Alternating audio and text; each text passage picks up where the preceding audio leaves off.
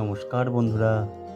আজ আমি শুকনো কলাপাতাকে নষ্ট না করে, পুড়িয়ে না ফেলে এই শুকনো কলাপাতা দিয়ে একটি ফুল বানিয়ে দেখাবো। তার জন্য প্রথমেই আমি কলা গাছ থেকে শুকনো কলাপাতা কেটে নিয়ে চলে এসেছি।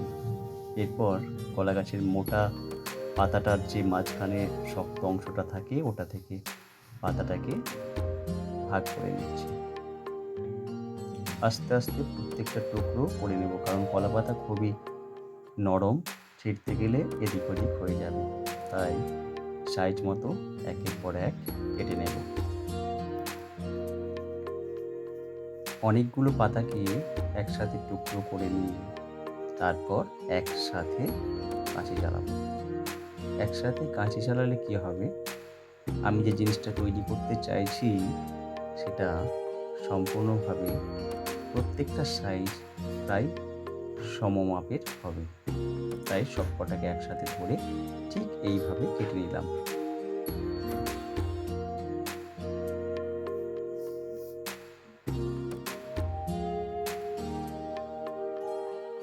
ব্যাস, কাটা কমপ্লিট।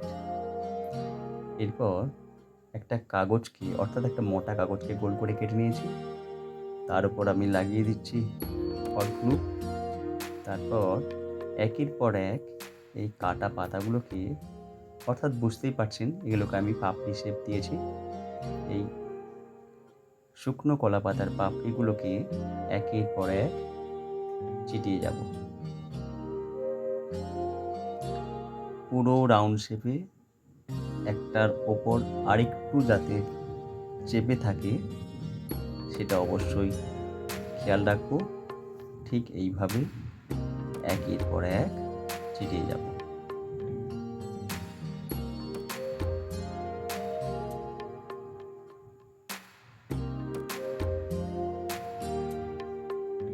হট গ্লু দিয়ে কাজ করতে গেলে অবশ্যই সাবধানতা অবলম্বন করবেন, কারণ এটা হাতে লেগে গেলে ফসকা পড়তে পারে।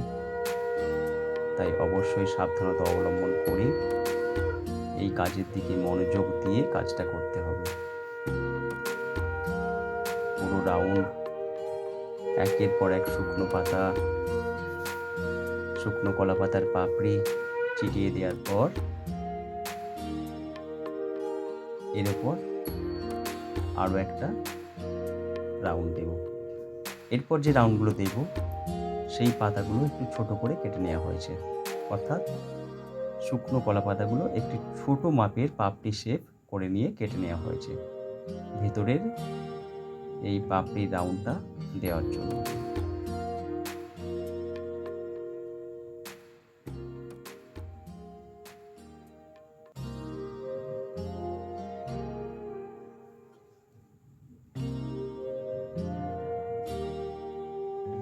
এইভাবে পুরোটা কমপ্লিট করতে হবে।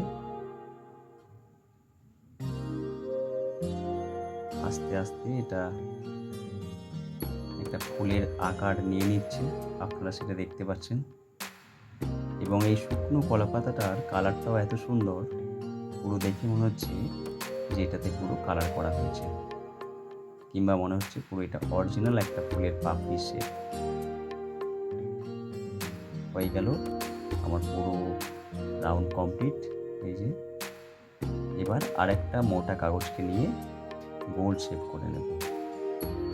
এই রাউন্ড শেপ করে নেওয়ার পর এই রাউন্ড শেপটাকে হট গ্লু দিয়ে ঠিক মাঝখানের ওই ফাঁকা অংশটাই চিটিয়ে দেব।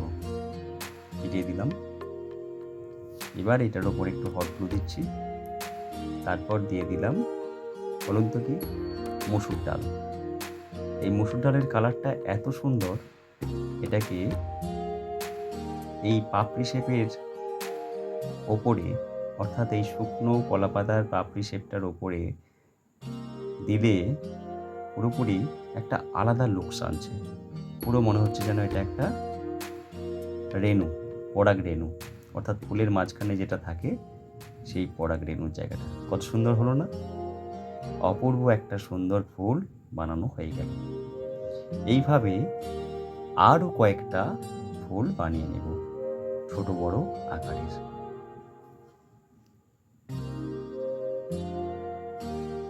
চাইলে আপনারাও ঠিক এইভাবেই বাড়িতে এত সুন্দর একটা ডাই ডেকোর বানিয়ে নিতে পারেন।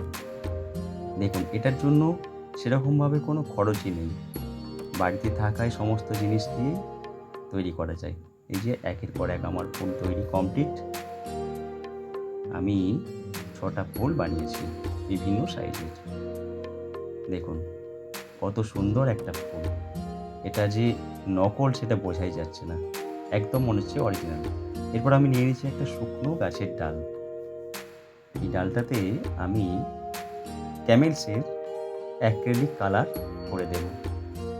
সবুজ কালারটা দিচ্ছি কারণ শুকনো ডালটা অনেকটাই শুকিয়ে গেছে, তো এটার উপর এই সবুজ কালারটা দিলে কাণ্ডের রঙটা ঠিক চলে আসবে।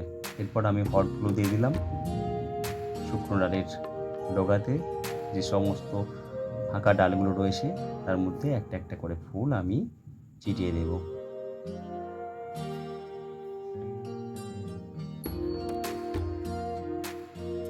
ফুলটা চেটানোর সময় অবশ্যই লক্ষ্য রাখবো যাতে না ছেড়ে পড়ে যায়, কারণ এটা সরু ডাল, ফুলটা একটু বড় মাপের, তো তাই এটাকে খুব ভালোভাবে চেটাতে হবে। যদিও হট গ্লু খুবই ভালো একটা আঠা, যেটা একবার লেগে যাওয়ার পর আর খোলে না। তো একে একে আমার ফুল চেটানো প্রায় কমপ্লিট, অর্থাৎ শুকনো ডালে শুকনো কলা পাতার ফুল ফুটিয়ে আমি একদম রেডি করে দিলাম।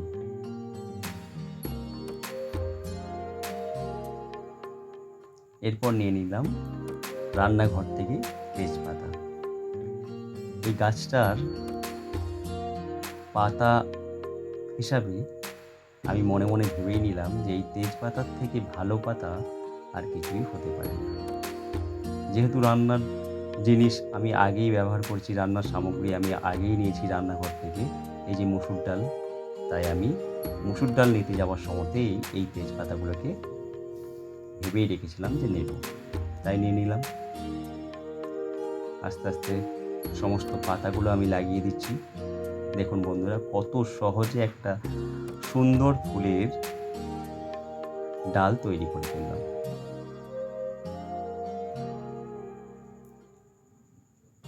এই ফুলের তোড়াটা চাইলে আপনারা আপনাদের ড্রয়িং রুমে সুন্দরভাবে সাজিয়ে রাখতে পারেন। এত ইউনিক একটা জিনিস আমি তৈরি করে দেখালাম আজকে আপনাদেরকে। আশা করি এর আগে এত সুন্দর ভিডিও আপনাদের কাছে পৌঁছায়নি। তো আমার ফুল গাছ একদম রেডি। শুকনো কলা পাতার সুন্দর ফুল কেমন লাগলো আপনারা কিন্তু অবশ্যই জানাবেন। যদি ভালো লাগে তাহলে লাইক, কমেন্ট, শেয়ার করবেন। আর যদি আমার এই ভিডিওটা খুবই ভালো লাগে এবং এই ধরনের আরও অনেক ভিডিও যদি আপনারা দেখতে চান, তাহলে আমার ছোট্ট চ্যানেলটিকে সাবস্ক্রাইব করে আমার পাশে থাকবেন। সকলে খুব ভালো থাকুন, সুস্থ থাকুন, আনন্দে থাকুন। আজকের মতো এইটুকু। ধন্যবাদ।